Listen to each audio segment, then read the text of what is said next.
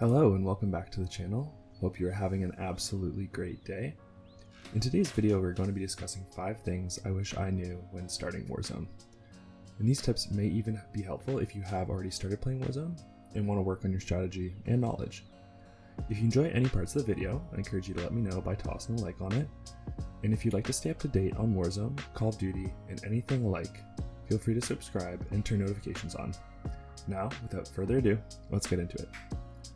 Now to start off, when Warzone was released under Call of Duty and the Activision brand in March of 2020, it was an absolutely massive move in the Battle Royale space.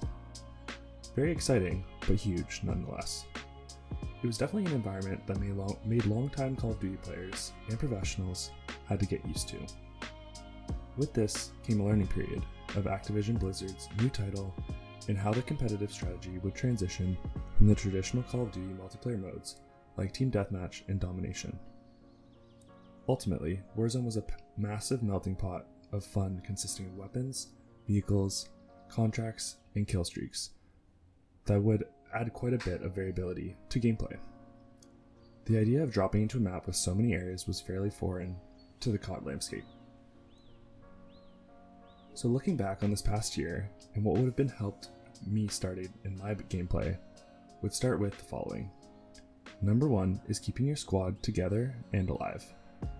Whether you're playing duos, trios, or quads, as cliche as it sounds, there is strength in numbers. Keeping your squad moving together in one direction is key to being able to effectively battle other teams. For example, if you are downed by an enemy, it's a lot easier for one teammate to revive you and another to fire back at the opposing team when you are in the same house or area than if you were to go out on your own and try to push a building. So on this point, be sure to know your team strategy and where your squad is going. Be in agreement on your next moves. Number 2 is communication. Communication is unbelievably important with Call of Duty Warzone. If you don't have a mic, I'm going to be completely honest, you should look into getting one. I'll link 2 different brands below. One that is fairly reasonable and another that is higher in price but has better quality. I personally use the higher quality headset, so I can tell you that the sound is great and it reduces background noise in a room, allowing you to hear clear communication from your team and other teams' footsteps, etc. Note that if you do purchase using the link below, I will make a kickback, so just an FYI. Now when speaking about communication, it is both vocal communication and pinging landmarks, vehicles, and enemies respectively. It's important to let your team know that you are seeing and hearing. Just like in real war scenario, you need your squad to be your eyes and ears, and for you to do the same for them. Additionally, communicate your playstyle with your squad, or ask your squad how they play. This can make a big difference on what weapons you want to pick up off the ground and equip in your loadout. If you're rushing buildings and picking up bounty contracts to hunt enemies, you may not want to be using a sniper. You may want weapons with more close range capability and mobility. Number 3 is spend your cash. When you pick up cash from completing contracts or off the ground, be sure to find buy stations and spend the money. Keep enough to redeploy a teammate or 2 is fair in some situations, but don't be holding on to a pile of cash. There's no benefit in being eliminated with stacks of those sweet dollar bills flying off your body. This only really benefits the other team.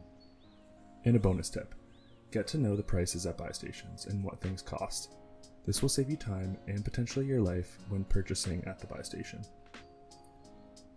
Number 4 is be aware of the circle and its movement. Where the circle starts and ends up is something you can generally estimate at the beginning of a Warzone match. You're not going to know exactly where it will end up, but you will have a general idea.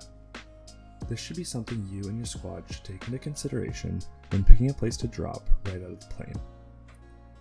Picking in the middle of the circle with 2 scavenger contracts may end up with a hot landing drop. Or hey, maybe not. Maybe that is your playing style and I fully support it. It is just important to get close to the circle as you can, or have an evacuation plan if you initially drop far from circle, whether there's a helicopter or car nearby to get you out of the gas. The first circle close-in tends to move quicker than the future smaller circles, so it is something to be aware of. Number 5 is take stock of your inventory and use what you have. What I mean by this is understand the ground loot that you have picked up in-game or you've assigned in your Warzone loadout drop. Think of how you are going to deploy it before you even have to use it. For example, if off the initial drop you find a stun grenade, but no further weapons, leaving you with just your starting pistol, in the back of your mind, you have to know to throw that stun grenade first, and shoot after to have the best chance of eliminating the other player. Bonus points if you can find another angle towards shooting or getting at your opponent, or potentially approaching him without him knowing you were there. And that does it for 5 things you need to know for beginner and novice Warzone players.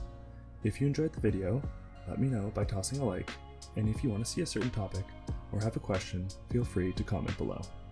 As always, take it easy and have a wonderful day.